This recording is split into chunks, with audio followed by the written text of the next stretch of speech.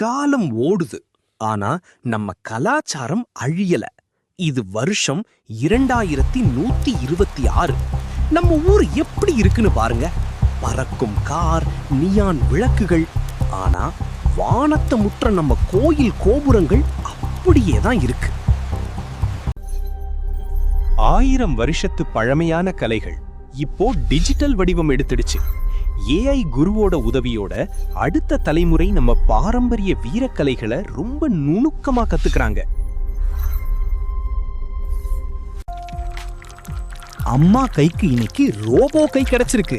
ருசி குறையாம அதே சமயம் ஆரோக்கியம் மாறாம நம்ம பாரம்பரிய உணவுகளை ஏஐ சரியான முறையில சமைக்குது. விருந்தோம்பல் இன்னும் சிறப்பா மாறுது. கூத்து, இசை, நாடகம் எதுவும் காணாம போகல. எல்லாமே புது வடிவம் எடுத்திருக்கு. தொழில்நுட்பமும் கலையும் சேர்ந்து ஒரு பிரம்மாண்டமான புது அனுபவத்தை நமக்கு கொடுக்குது. மண்ணையும் காக்கணும், மக்களையும் காக்கணும். இதுதான் நம்ம விவசாயத்தோட புது முகம்.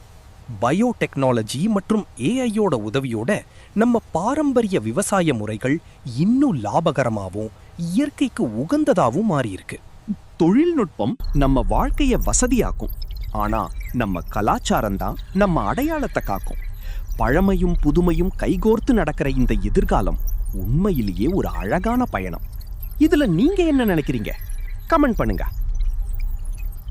இந்த கதையில் உங்களுக்கு பிடித்த விஷயம் என்ன என்பதை கமெண்டில் சொல்லுங்கள். கதை நன்றாக இருந்தால் வீடியோவை லைக் செய்யுங்கள். நண்பர்களுக்கும் மற்ற குழந்தைகளுக்கும் ஷேர் செய்யுங்கள். மேலும் இதுபோன்ற கதைகளுக்கு எமது சேனலை சப்ஸ்கிரைப் செய்யுங்கள். கோல்டன் டைம்ஸ் இன்ஃபினிட்டி, அளவில்லா தங்க நேரம். மீண்டும் சந்திப்போம்.